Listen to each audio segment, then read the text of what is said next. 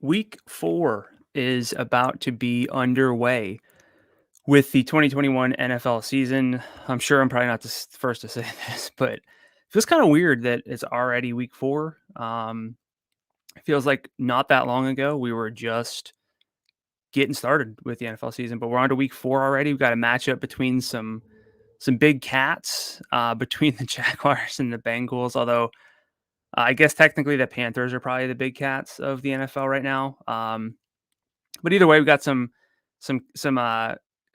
cat angles we can go with for tonight's Thursday night game. The total here, according to FanDuel Sportsbook, 46.5. That's pretty viable, but the spread kind of big at 7.5 in favor of the Bengals, who are at home. So welcome on into the FanDuel NFL Q&A for this week. I'm your host, Brandon Gdula. I'm the managing editor over at numberfire.com. You can find all my content over there. Bunch of simulation-based stuff, pace and pass rates, adjusted matchups, things like that. I'll go over some of that and talk about how that pertains to tonight's game. Be sure to check out the Heat Check Fantasy Podcast for this week that was out this morning. Jim Sonis and I go over the main slate. And of course, you probably all know Jim from his MLB work.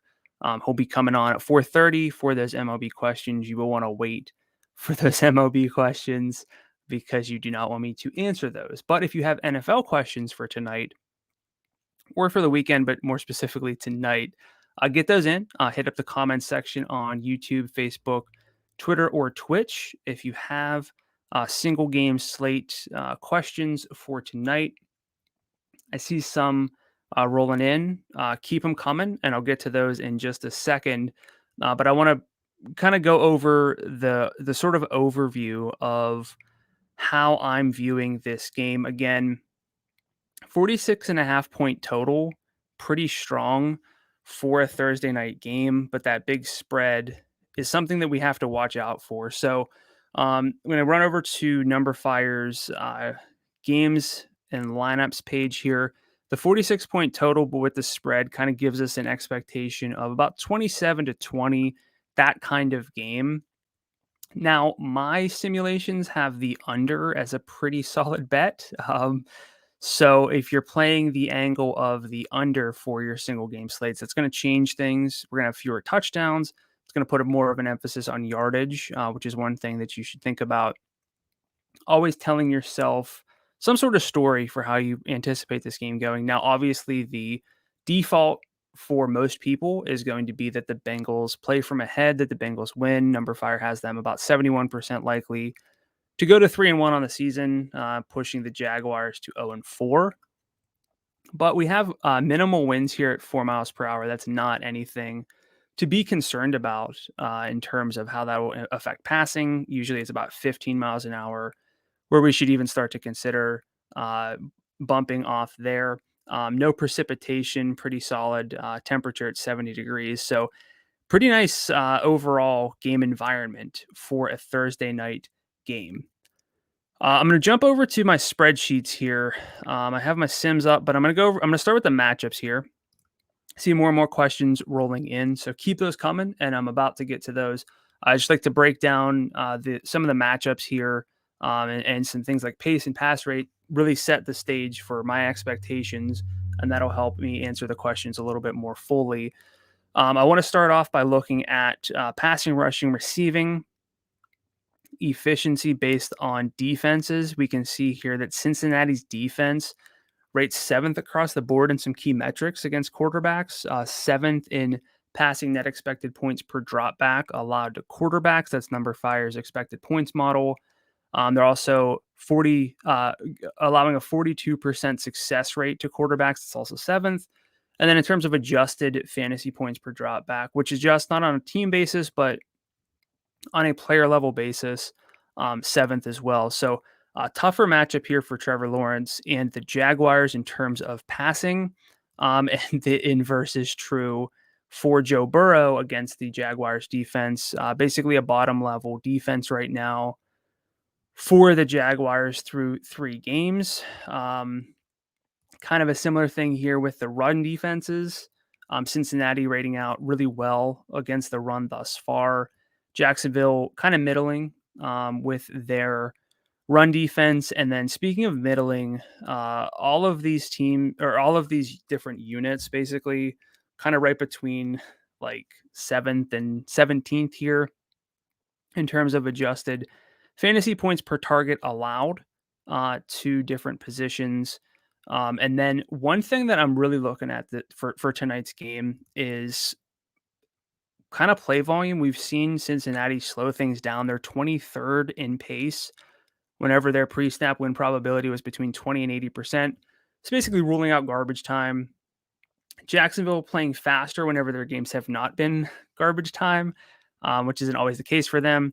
But Cincinnati right here, this number here has me a little bit concerned for the game, with them ranking 24th in pass rate in sort of neutral game scripts. That is problematic. We could expect play volume to be lower, points potentially then to be lower, more runs, and we don't have T. Higgins tonight. So we could see a lot of emphasis on Joe Mixon. And then one final thing, just to kind of get some context for how I'm viewing things, looking at some historical optimal lineup analysis. I pulled games with a total between 44.5 and 48.5, and some spreads between 5.5 and 10 points. We see in this split that quarterbacks are more likely to become the optimal MVP, with a big de-emphasis on running backs, which kind of sounds damning for Joe Mixon, but keep in mind that this is kind of saying one of the two running backs, most likely the underdog, just not that relevant, not that likely to finish as the MVP. So I'm not that worried about Joe Mixon, but we do see a bump for wide receivers, which is noteworthy because we have, I would at least say 4 receivers, 2 from each side, who could be in the MVP conversation on FanDuel. Now, the MVPs generally come, it's about a 60-40 split from the favorite to the underdog. But when an underdog is the MVP, it's typically coming from that wide receiver position. Makes sense. Playing from behind, racking up some volume. Running backs probably getting less work. Quarterbacks maybe not being super efficient, racking up numerous touchdowns. So that's one thing that I like to keep in mind for games like this. And then kicker frequency in the optimal, a little bit higher in this split, but about the same. And that does mean that about 37, so about 35-40% of the time, we would expect one of the kickers to make the optimal lineup. That's not 0, but it's also not 80. So that's kind of where you should be with kickers for tonight. All right, now I'm going to dig into some of these questions because I think I set the stage for what I'm looking for. And we'll see what we get here. Question from DJ on Facebook: Marvin Jones or Tyler Boyd? For me, that is going to be pretty easily Marvin Jones. I don't know what the simulations say. Don't have these memorized here. I'll just filter this to wide receivers. So the median FanDuel points across 1,000. I did 1,000 simulations. These are based on Number Fire's projections. Tyler Boyd stands out a little bit more from that perspective. But despite this gap of 1.6 points between Boyd and Marvin Jones, I have the MVP score almost the same. And the reason for that is that Marvin Jones has a much better chance of getting a high ADOT in this game, more air yards per game, or more air yards in this game. And air yards, I know some people don't like air yards, but air yards actually show a lot of variance and what we can expect from a range of outcomes for receivers. So the baseline here, if I was just kind of saying one or the other, better chance to reach 12 FanDuel points, it's going to be Tyler Boyd. If I'm looking at it from an MVP standpoint, a differentiation standpoint, for me, it's going to be Marvin Jones for tonight. Question from Andrew: should I play either QB in DFS tonight? Let's go to the QBs. Actually, I'll pop out here to the overall, because we see the quarterbacks rating out top 3. in terms of their MVP chances. It's to be expected. Again, quarterbacks are much more likely to finish as the MVP, just in general, compared to other positions. We saw that change a lot last year with more rushing quarterbacks, but it's just an easier case to have quarterback rack up points, um, and that's what the simulations say. Now, I will say we should anticipate that Joe Burrow or Joe Mixon just the chalk at MVP tonight. So if you're looking to differentiate, Trevor Lawrence would be the easiest way to go between quarterbacks. That's fairly obvious. Again, pretty difficult matchup. Top 7 pass defense for the Bengals. So that's one of the drawbacks with going with Trevor Lawrence. But again, we get that leverage and the odds that he finishes as the slate MVP, 18%, that's not bad by any means. And it is very hard to kind of sell yourself on an underdog quarterback with an implied team total below 20 points. So that's a leverage spot. That's a leverage opportunity. So if the question is, should you play either? Joe Burrow's the safe one. I'm okay avoiding Trevor Lawrence overall, but honestly, he's going to be one of the easiest leverage spots for an MVP to differentiate if you're not going to go with the wide receiver in that slot. Um, Question from DJ: Bengals or Jaguars defense? Well, don't play defenses in single game slates, but if you're talking season long, then definitely Cincinnati. Another question. Kyle. Question from Kyle. Any player props you really like? What do your projections look like for Robinson and Chase? So, in terms of player props, I did scan a good bit. I kind of built out this quick props simulator in case I got some questions. But Tyler Boyd, um, no, I had Tyler Boyd as sorry, receiving props for I think it was Marvin Jones I liked here based on number fire. So I'm going to run this 65.5 for Marvin Jones.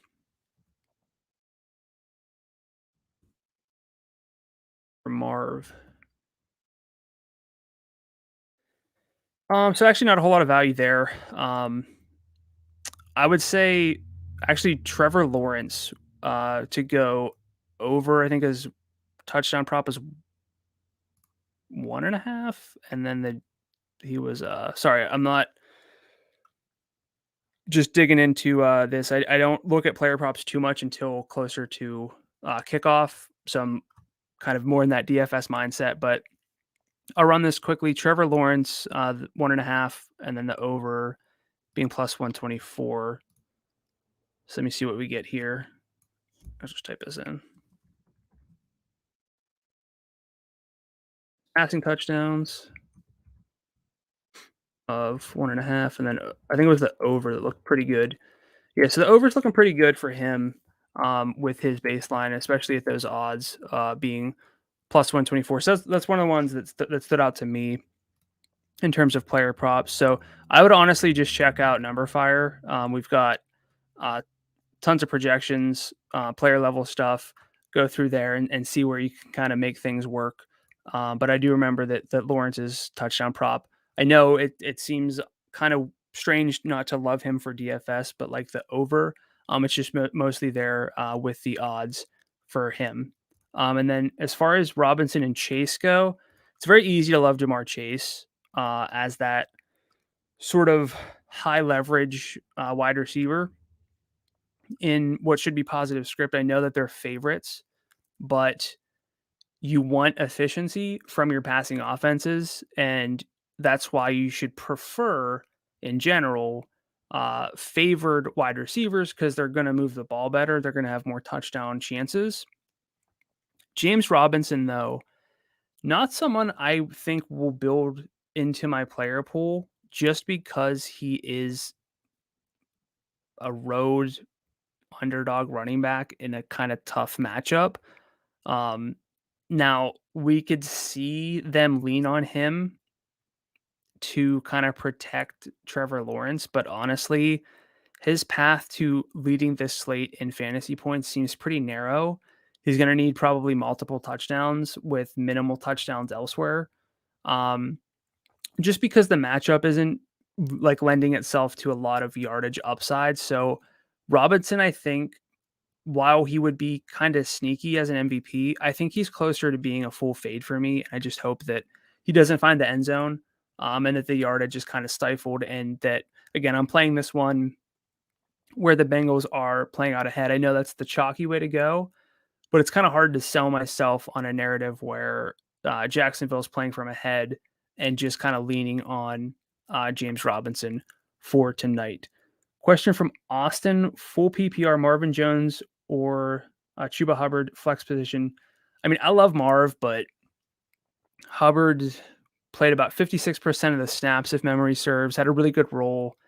I think the only way you can really regret playing Chuba Hubbard is if Royce Freeman steps in and steals some goal line work. But honestly, even in a PPR format, I think it's Hubbard. I do love Marvin Jones. There's a lot to like with his workload, but for me, I'm going to go Hubbard between the two. Andrew says that's what I was thinking as well. Just seems like more point opportunities at other positions. Yeah, absolutely. Larry says not confident in starting Juju this week due to rib injury. Who should I start instead? I have Pittman, Aguilar, Emmanuel Sanders, or try my luck with Schuster. I would say in this situation, I like Manny a lot. His workload's really good, but that game has some question marks for the Bills. Namely this here, the spread. I know I want home wide receivers in positive game script, but once it reaches double digits, we shouldn't expect that there's a lot of passing. But Michael Pittman has since week 2. He had like a weird week 1, but they've leaned on him a ton in the past 2 weeks. I wrote this up in my start sit article on Numberfire. He has something crazy like a 33% target share and like a 50% air yard share the past 2 weeks, and nobody else has those thresholds. Don't quote me on the exact numbers, but his workload the past 2 weeks has been really good. So I would feel fine with Michael Pittman for week 4. Question from Eli: how can you tell when a player is salary is too high? So in a single game slate, salaries don't get that prohibitively high, especially on tonight's slate. What I like to do is look at, again, just kind of a baseline projection, and you can go over to Numberfire. This is all free. And the easiest baseline thing you can do is look at FanDuel points per 1,000 in salary and just kind of look by value. And the guys who just project as a baseline below like a 1, even on a single game slate, you kind of think a bit too high. So someone like Auden Tate, I think he'll get some buzz because he did run 50% of the routes last week. I think he had just the 1 target though. That's going to be too high for me, even at 6,000. Now you can sprinkle him in, but like the simplest thing you can do is look at straight up value. So that's one thing that I would recommend building into your process is a sheer baseline value expectation. But as far as projecting ceiling, even if you don't literally project things out, look at and kind of envision, and everyone can do this. Everyone who plays fantasy can do this. Think about what someone's actual high-end upside is. Tyler Boyd, you might like him. He might be he's the 4th best value in this game, the 2nd best non-quarterback value. Tyler Boyd does not profile as someone who gets a lot of downfield work or a lot of red zone work historically. So Tyler Boyd, not going to be, if I had to pick one wide receiver out of the top 4, so DJ Chark, Marvin Jones, Jamar Chase, and Tyler Boyd, The one who I wouldn't say can get me like 125 yards and multiple touchdowns, it's going to be Boyd.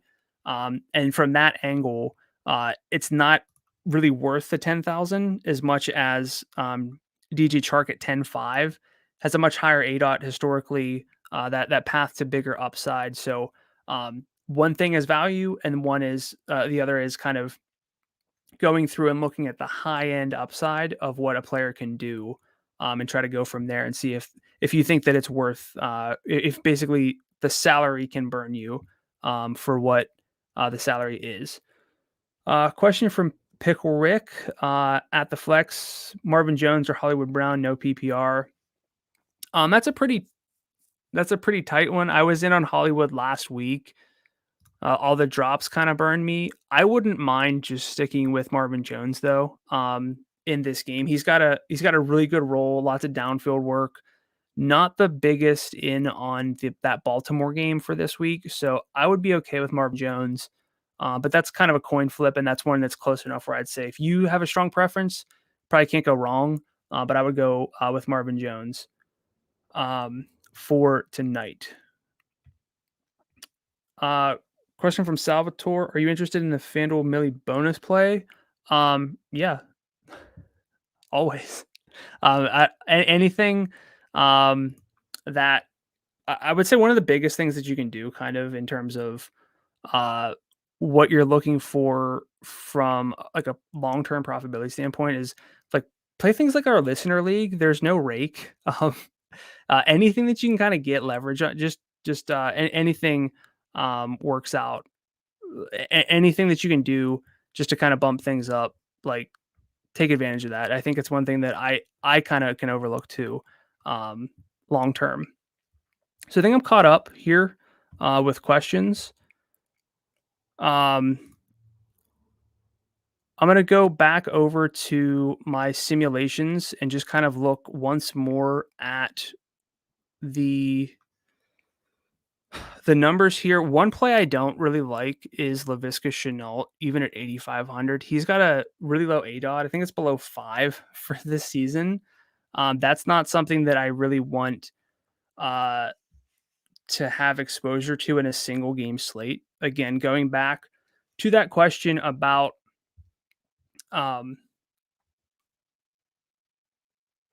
Salvatore. I mean, finding the lowest salary player to score a touchdown. Oh, okay. Lowest salary player to score a touchdown might actually be, honestly, Auden Tate at 6,000. Again, 50% route rate, but he can definitely make things happen. Sorry, I misunderstood. I misunderstood the question. Auden Tate at 6,000. Honestly, I just said I don't like Laviska Shenault. I could see him scoring a touchdown, but the sheer end upside, not particularly what I'm looking for, but to score, I would say makes sense for this week. Question from DJ: Nick Westbrook, Akine, or Sammy Watkins? I would go with Sammy Watkins in that situation, but that's got to be a pretty deep league. So kudos on playing in a league like that. Hopefully, it's not just the status of maybe it's a dynasty league. But Sammy Watkins, I would say, would be my pick there, even though there could be a lot of opportunity from a volume standpoint for Westbrook Akine without AJ Brown, most likely, or seeming like, and possibly without Julio. I would go with Sammy Watkins there. How do I Pickle Rick asks, how do I feel about Brandon Cooks? Do you think he's going to continue with his production? So Brandon Cooks, I mean, I'll pull that up here. Brandon Cooks has an amazing workload right now. And at a certain point, you can't really avoid just going with guys who get a ton of work. I'm going to sort this by target market share because Brandon Cooks is second behind Devontae Adams in target share on the season. 56.7% air yard share. I know that he's got to do it with poor quarterback play, but it's really hard to avoid that kind of volume and talk yourself out of it. So you want that efficiency that I've been talking about, but you also just there's a certain point you can't fade volume. So I think that Cooks, and I love Chris Conley more than probably anybody in the world, but there's not a whole lot behind Brandon Cooks who can really eat into his workload. So I would say Brandon Cooks, someone that you could try to trade for. I don't know what his trade value would be. That always depends on kind of what people are viewing his long term. But everything Brandon Cooks has been doing, the 16.7 half PPR points per game, kind of actually online with his expectation based on the underlying data from what Brandon Cooks has done. So again, not the hugest like Davis Mills fan, but with that workload, really difficult not to like that.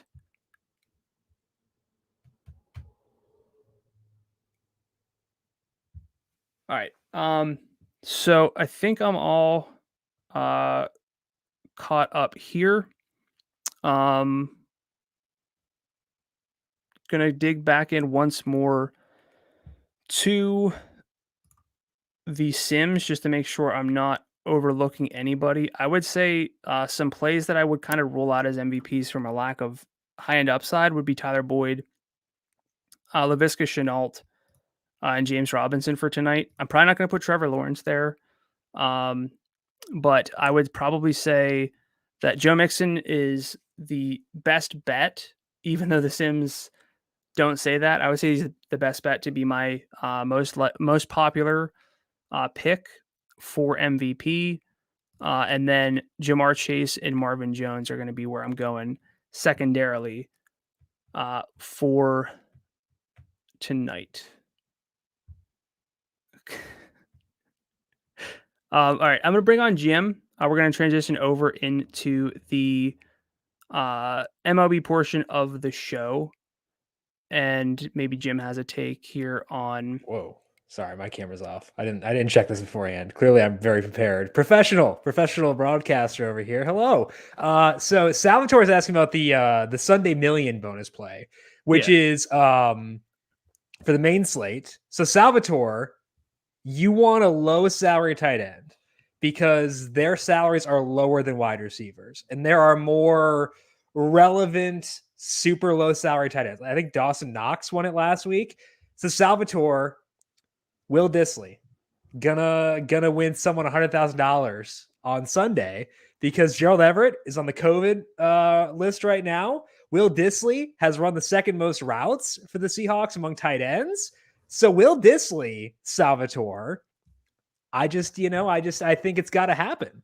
Yeah, Chester Rogers last week. Yeah, I think you were talking about that with Dawson Knox being the guy, right? But I think it's going to be Will Dissly this week. Brandon, your Sims, I assume, give Will Dissly 78% odds of scoring this week, correct? If not, you should adjust. I don't have that. Also, I don't know why that question confused me so much. I don't know. I would say Will Dissly makes some sense. Honestly, though, I would check out Number Fire's projections and no. Why would you need projections when you can have gut and intuition? Yeah. And Will Dissly conviction? Because do numbers win $100,000, Brandon? No, heart does. Come on. Well, there's an answer out there for who's the best value at a low salary. No, I know, but I got to find that answer. We have the answer. I gave you the answer. It's Will Dissly. Sorry you don't want it. 4,400. That's pretty enticing, though. I'm just saying. Chris Hogan's 4,700. I don't care. Salvatore, your guy this week is Will Dissly, guaranteed. Brandon, are you excited for Thursday Night Football now? Yeah, I am. I think it's a big Marvin Jones night. I think he's going to be kind of my leverage play at MVP. I think more important, though, is that Ian Anderson is going to shove tonight, and I feel like we need to account for that. So are you going to put some Ian Anderson in here tonight for some MLB DFS? Can I talk you into it? You can try for the next half hour, but okay. So my goal now is to get Brandon to play Ian Anderson for tonight. Brandon, good luck with single game, except in the contest we're in together. And I will talk to you once again tomorrow for the snake draft. Sounds good. All righty, that was Brandon Gdula. Check him out on Twitter at Gdula13. Let's get into tonight's MLB DFS main slate right now. It's a pretty decent slate. I think that we can go at this slate and feel pretty good about it because I think that there are logical ways to play things for today. My name is Jim Sonis. I am a senior writer and analyst for numberfire.com, here to take your questions on air for the next 25 minutes to get you set for Thursday night's MLB DFS slate. As always, no matter where you are watching, you can get your questions in via YouTube, Twitch, Facebook, or Twitter, and we'll take them live here on the air to get you set for tonight. Let's pull up the numbers over here on the heat map. Whoa, sick. Love to see it. Got signed out there, so I'll sign back in and get those numbers back up over here. But either way, I think that tonight my optimal pitcher is going to be Ian Anderson. Anderson is a good pitcher. He was struggling quite a bit when he first came off the injured list because it didn't seem like he felt confident in his curveball. So he wasn't using his curveball.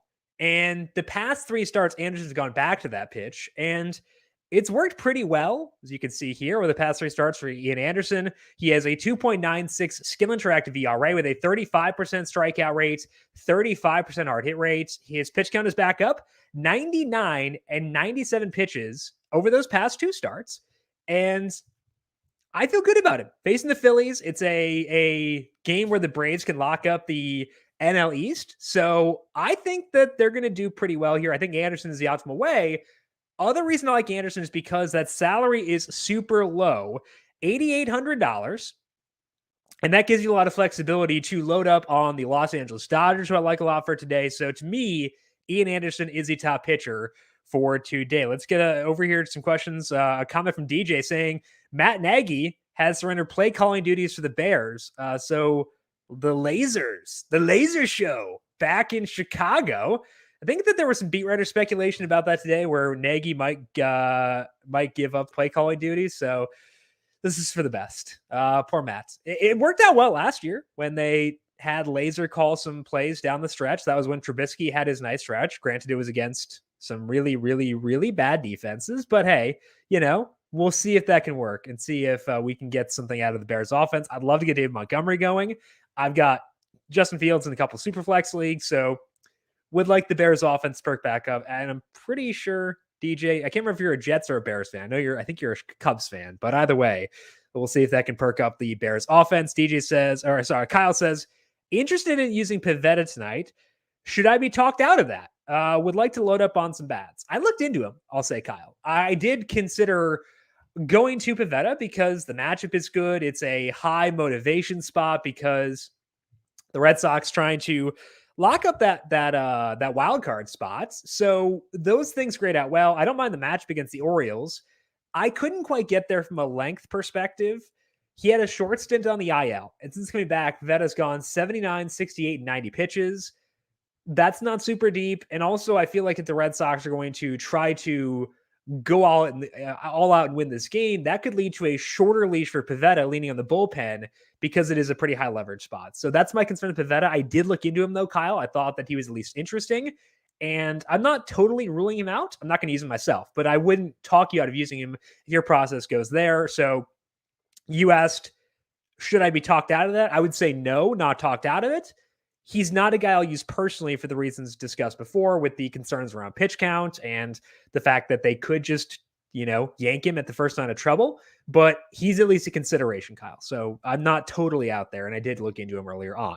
Salvatore says, didn't expect that kind of Max Scherzer last night. Yeah, I didn't get to watch the game, but I have like a notification thing whenever someone hits a home run. And I was like, oh, Manny Machado went deep. Oh, what was it? Jake Cronenworth or someone else went deep like pretty soon after that. I was like, seems not great, man. I was like counting on some Scherzer lineups to do pretty well, and they obviously did not. So not fun there. The Dodgers, the offense did work at least, and hopefully they will do that again. We can get some Dodgers offense once again for tonight to make up for that. I do like the Dodgers as a stack quite a bit, so hopefully they can bring the offense similar to what they did in the second half of last night's game. DJ says Jets and Cubs are his teams. So thankfully, DJ not a Bears fan. He can avoid all out. Let's say he can avoid all out despair, but then remember that the Jets are there too. So oh well. DJ did win that game with the lineup I sent you yesterday. Pollock had 2 home runs for me. Yeah, I think he made sense against Ryan Weathers. Weathers was better in the bullpen, but has struggled as a starter. I should have been more on the Dodgers personally than I was, because I should have looked at what Weathers did when he was in the rotation and realized that things probably wouldn't go well when he moved back in the rotation. Didn't think that as much as I should have. So a bit of a whiff on my part there. But thankfully, DJ, I will not miss out on the Dodgers for tonight, because I think that they are the number 1 stack for today. Vince Velasquez facing the Dodgers. Velasquez still pretty much the same dude he was back when he was with Philadelphia, where the struggles led to his being released. In his past 7 starts with more sliders, so this does include some time with the Phillies and some with the Padres, he has a 5.65 skill interactive ERA, 19% strikeout rate, 12% walk rate, and the key thing is here, this batted ball data, a 51% hard hit rate allowed, and a 52% fly ball rate. For me personally, when I'm trying to find home runs, trying to find upside, trying to find guys who can let up some impactful contact, I'm looking for pitchers who let up both a 40% hard hit rate and a 41% fly ball rate. Well, Velasquez is at 50% for both. So that to me makes the Dodgers be the top stack of the night and a team I want to go really hard at. Now, Salvatore's asking, what are we talking, taking as a top GPP pitcher and stacks? For me, Salvatore, I think the Dodgers are pretty clearly the number 1 stack. And as a result of that, I got to find a lower salaried pitcher to lean on.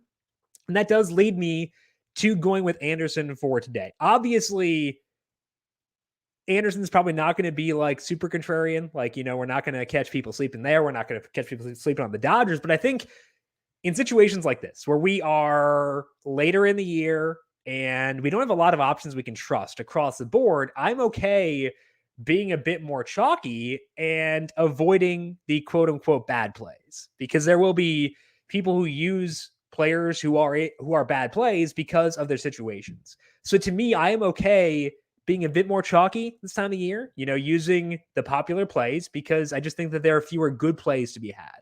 So although Anderson and the Dodgers are not going to be like super under the radar, I do still think that they are the right way to play things in terms of a tournament lineup for tonight. So to me, I want Anderson to pitcher. I want the Dodgers with 1 stack.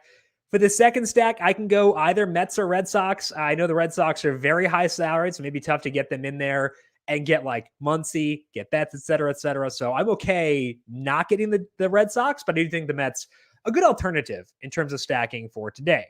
DJ, how do you feel about your boy Joe Ryan tonight, as well as Corey Kluber? I'm glad that Joe Ryan is associated with me. I'll take that. As a Twins fan, I will take that for sure. I like what he will do while he is on the mound, DJ. My worry is how long he'll be on the mound, because obviously the Twins have nothing to play for. So not a lot of incentive to push Ryan here, and they have not pushed him so far. He has gone 89, 85, 67, and 89 or 86 pitches in his 4 starts. In that game against your Cubs, he was pitching really well, as you know, but then they didn't put him back out there for the 6th inning. They left him out there after 5. So although he had like a 107% strikeout rate in that game, he still didn't top 50 FanDuel points. And that's the concern. We need length. We need guys who will go super deep into games, and Ryan's probably not going to be that guy. I would not totally cross him off, because he is a very talented pitcher, like his matchup for tonight, and those things do matter. His salary is also low, but like I feel a lot better about Anderson going deeper in the game. I feel better at Robbie Ray going deep in the game, trying to win that Cy Young, trying to get the Blue Jays in the playoffs. So that to me is enough where I will be okay. I don't think I'll get to Joe Ryan. I'm not totally against it, because he's very good and the matchup is good. But if I don't get there, just because I don't have enough lineups to get there tonight, that's okay too. Because I think that I have reasons for not being there. I hope he does well. It's fun to watch him pitch. It's definitely less upsetting than what most of the Twin season has been. But for DFS perspective, the pitch count low enough to be a legitimate concern for me. Let's bump over here and see if we have some lineups out. I see Matt was asking about the Mets. Let's see if the Mets lineup is out here quick. Did I not hit refresh? Or is this page just not refreshing? Is it broken? Might be broken. Oh, well. Mets lineup is out. Okay, so we have Conforto batting third. I want Conforto in there. Matt has Conforto in there, so we're good to go there. You got VR, Baez, and Nimmo. VR batting seventh, but he's been playing pretty well in the second half, so I do like VR, despite the fact that he's a little bit lower in the order. Baez hitting the ball really well, so I'm okay with that. And then Nimmo. Let's check out Nimmo's numbers as righties. DJ, I realized I forgot Kluber. My bad. I'll get back to that in a second. But let's go down to here. And let's see what we got out of Nimmo. I'm always a little bit skeptical of Nimmo because he's not like the biggest upside guy. Against righties this year, Nimmo has a 147 ISO, a little bit lower than I'd like. So let's see Nimmo's salary over here and compare that to some other Mets guys. See if we can try to get a little tiny bit more juice out of there. Nimmo is $3,000. Lindor, $3,500. So it is actually a decent amount up to get there. I don't mind McNeil. I know I've been off McNeil this entire year, but hitting for a bit more power recently, at least enough to the point where I'm like, oh, okay, I can at least consider him. Couple dingers, better than it was before. Let's check out Nimmo, see if there's been a power spike for him recently. I like those first three, or the other three. Conforto, Baez, VR. Like them for sure. Nimmo, okay. Let's go. I think that's actually probably right, Matt. Like if you need the savings and can't get up to Lindor or can't get up to Alonso, I would say that's probably a good one to go with. So Matt, I'm on board with all four of those guys. DJ is asking about Corey Kluber. Kluber facing the Jays. Don't like it. Not a big strikeout rate for him since he came back across 5 starts. So the matchup's really tough, DJ. So I would be okay for getting Kluber for tonight. Salvatore. Scott Kazmir is $5,500 projected for 25 FanDuel points. I don't think he should be projected for that many points because he went 71 pitches 8 days ago. So his pitch count's probably not going to be super long. If that's a number fire projection, let me go over here. Let's see.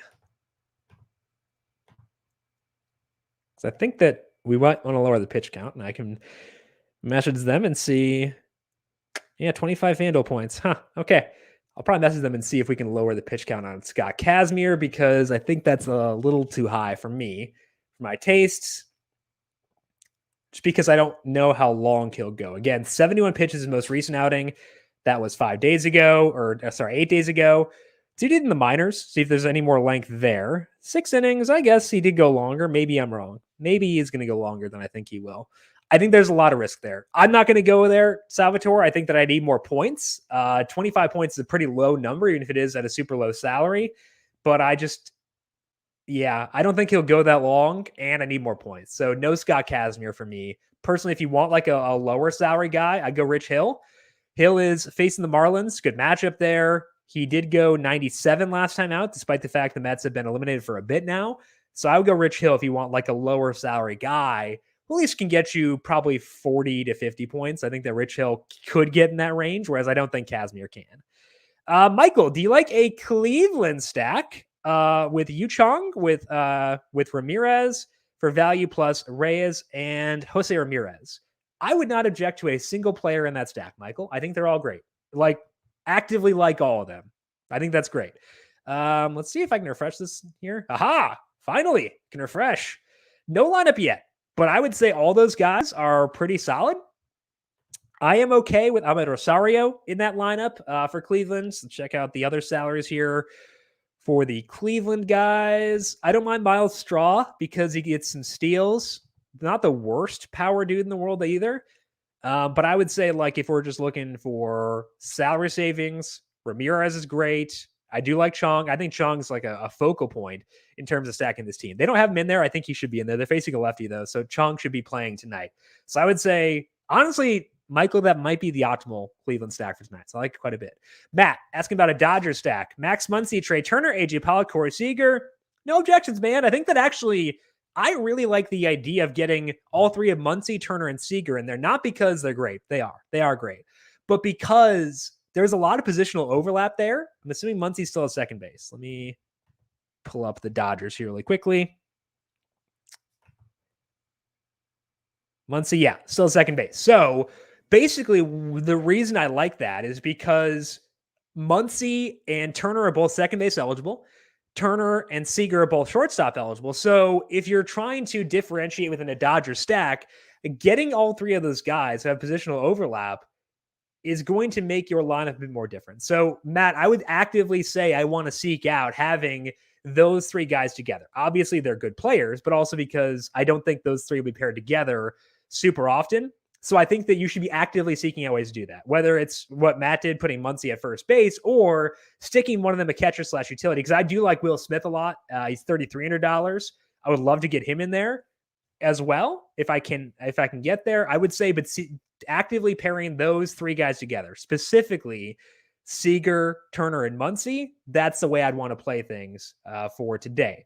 Aaron says, hey, Jim, let's keep the streak going. Yeah, had a good week so far. Monday was awesome, despite it being a really bad slate. Tuesday was great, too. So let's see how things go for tonight. Hope things are going well for you as well, Aaron. Kyle, do you like Donaldson as a one-off to go with the Red Sox and Dodger stack? Twins are facing Tarek Skubal. Skubal will not go very long in this game. He has gone 50, 49, 41, 45 pitches. However, he's been pitching really well recently from a peripherals perspective, at least. So I'm not super into the Twins. They'll get a lot of exposure to middle relievers for the Tigers tonight. That's always a good thing, but I don't really want to go there too much. It's not totally off base because it will be a lot of the Tigers bullpen, but I'm not actively seeking them out. So he's fine. Like if you need a one-off at third base, but not my preferred choice for today. Kyle, is it smart to fade both quarterbacks tonight since they aren't likely to break out? If you're talking for like the single game slate, most often I feel like there's going to be one quarterback in there, but it should be a unique build. Like maybe you go with like a Bengals thing where you go with Nixon, go with their kicker and stuff like that.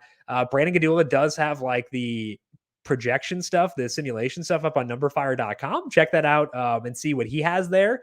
His thoughts are much better than mine because I've not had time to research the single game slate yet, just focusing on MLB. But I would check that out by going to Numberfire. Okay, DJ says, watch the weather in that Cleveland versus Kansas City game. Let me pull up.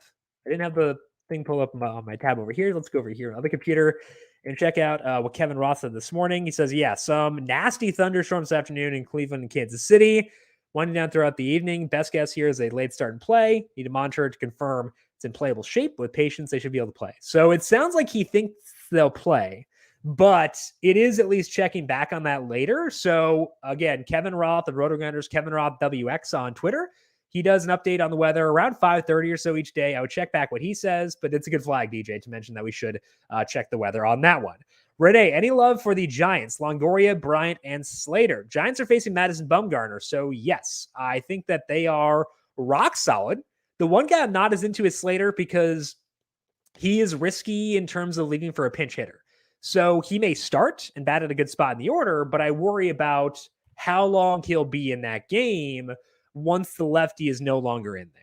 So I like Longoria. I like Bryant. Both those guys are due to a play against both righties and lefties. I like Wilmer Flores a lot because lower salary has shown power. And with Tommy La Stella not at full health, I would assume we get to see him in there for the full game. La Stella didn't play last night or didn't start last night.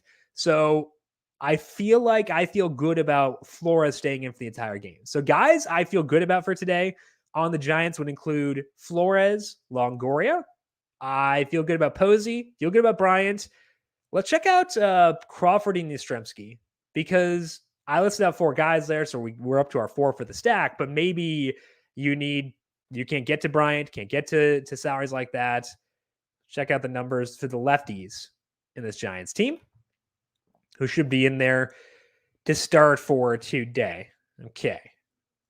So Crawford, 162 ISO versus lefties, a 41% fly ball rate. So still puts the ball in the air a lot, which is good. Not the best results, but does put the ball in the air. Yastrzemski really struggling with lefties, so maybe won't even play. But I would say, Longoria, we feel great about. Posey, Bryant, and Flores, all guys I am okay being high on for today. Crawford would be a preferred option among the lefties on the Giants. But in general, Renee, I'm very okay with the Giants for tonight. Have not talked about Robbie Ray yet. I do think that Robbie Ray is in play for tournaments here. Really, really, really tough matchup. Like, I do not want to use lefties facing the Yankees because the Yankees can crush lefties. But it is a high motivation spot. The Blue Jays trying to work their way into the playoffs. So obviously there's a lot on the line here. Robbie Ray, very talented pitcher with a 34% strikeout rate in his past 12 starts with more sliders. He goes deep in games. So it's risky. And that's why I prefer Anderson straight up. And I would go Anderson in tournaments. But I do still think that Robbie Ray is worthy of exposure for multi-entry because, like, look at the pitchers on this slate. How many of these guys can bust a 60 burger? Bieber can't because his pitch count is not long enough. None of these guys can. Joe Ryan probably can't do the length. Anderson potentially can. Don't think Hill can. I would say the list of dudes who can realistically get you 60 points is Robbie Ray, Ian Anderson, maybe Lance McCullers. Astros don't have a lot to play for, but Dusty seems to just let his dudes go deep in games. So I think the list might just be Anderson and Ray, potentially. So that's why I want those guys for tournaments, because they're the guys with the most realistic shots to be the highest scoring pitchers on this slate. DJ, how do I stack Houston, Atlanta, and Miami and one Dodger, if possible, with Ian Anderson pitching? I would try to keep it a bit more concentrated, DJ. So, like, choose two of those teams. Choosing Houston, Atlanta, or Houston and Miami, or Atlanta and Miami, et cetera, et cetera. I would say if you're going to lop off one of those, I would lop off the Marlins. Not a great team against lefties, facing Rich Hill. Hill's been pitching okay recently, so I would lop off Miami. Focus on Houston and Atlanta there. With Anderson, we got a lot of salary flexibility. So I would say we can go to the Astros first, because those are going to be the guys who are going to require a lot more salary allocated. Let's see.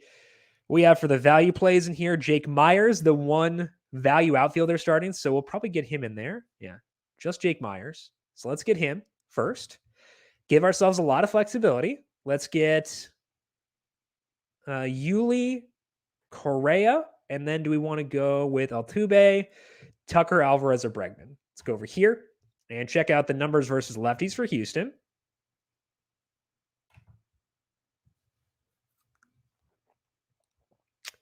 Okay. Man, Jordan is good. He is such a good player. That is insane. Okay. I feel like we're going to go with Jordan. I know it's lefty on lefty, but he's also really good. Maybe I should bump out Correa and go with Bregman instead. Got 3350 left, so I can actually do that. So let's do that. Let's go with Bregman there. I feel like this is a good stack of Houston for today. If you're going with Anderson, it does leave you 3350 left, so you can get to like the really good Braves in that situation. I'm not as into the Braves just because like Gibson's been fine.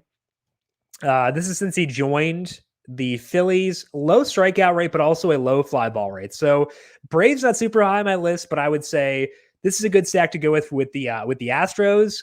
If you decide to go with more Dodgers, you should be able to get. I know it's DJ says my boy Siri is out. I'm sad about it, DJ. I'm sad. I wish he were in there. I do like Myers. I think he's fine, but I wish Jose Siri were in there. He has been so good to us whenever he started, but alas, another day for sure. I think this is the route you want to go with for the Astros, DJ. As far as the Braves go, I tend to, let's see if the lineup is out here. Okay. So against righties, I tend to bump up Duvall and bump down Soler. I mean, I don't bump up Duvall, but I bump up Duvall relative to Soler. So Eddie Rosario probably gonna be a good play there within that lineup.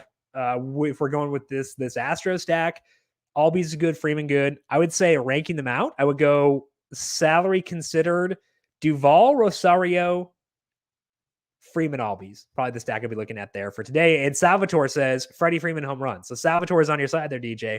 Thinks Freddie Freeman is going deep for tonight. Matt, in my Dodgers and Mets mix, I can play Will Smith and Lindor or Nimmo and Muncy. Which pair do you like better? I like both a lot, Matt. I like both a lot. I kind of want to go with Will Smith. It's really hard to say no. It's really hard for me to say no to Max Muncy. But I also love Will Smith and I love Francisco Lindor. And I think that Lindor is a decent upgrade from Nimmo. So as bad as it makes me feel in saying no to Max Muncy, I think I'm going to go with Will Smith and Francisco Lindor. That might be stupid, Matt, but I think I want to go. See, if I were doing this, I tend to like, if I'm multi-entry, I will like duplicate a lineup and just do both. So I will do one lineup with Smith and Lindor, duplicate that lineup, put in Nimmo and Muncy and do it that way. It's really hard for me to choose. But if I had to choose, which I feel like I do, because like, why do this if we're not going to choose? I would say, give me Smith and Lindor, and let's pray that our boy Will Smith continues to just mash taters all year long. Home run picks I had from this morning were Michael Conforto for the Mets, and then Max Muncy. So we're on the same page there, Matt. And DJ says to consider AJ Pollock. He's super hot. He is. And he's hitting the ball well against righties. So AJ Pollock a good play as well. But my boy Will Smith, let's keep on riding. I need Will Smith for a roto league where I'm trying to push for second place down the stretch. So all aboard the Will Smith Express for tonight. That is all that we have here for today on this FanDuel Live Q&A, but we are back once again tomorrow for the final MLB DFS Q&A of the year. That's at 4:30. We have our snake draft from 4 to 4:30 p.m. Eastern, so make sure you are subscribed to the FanDuel YouTube, Twitch, Facebook, and Twitter pages. Swing by tomorrow 4 to 5 p.m. to get both our snake draft, myself, JJ Zachariason, and Brandon Gdula, and our MLB DFS Q&A. Our final solo shot tomorrow at 9 a.m. on YouTube and up on the Number Fire Daily Fantasy Podcast feed after that. Brandon Gdula can be found on Twitter at Gdula13. He was here earlier on talking about Thursday Night Football. We did our DFS preview podcast week 4 this morning. That is up on the Number Fire Daily Fantasy Podcast feed. Find that by searching for the Number Fire Daily Fantasy Podcast feed wherever you get your podcasts. If you've got questions for me, I am on Twitter at Jim Sannes, JIMSANNES. Big thank you to Calvin Theobald, our video producer, for running the video side of things here today. Thank you, Cal, as always. And thank you to everyone for tuning in. Good luck tonight with both single game DFS and with your MLB slates. And we'll talk to you once again tomorrow to close out the week. This has been the FanDuel Live Q&A.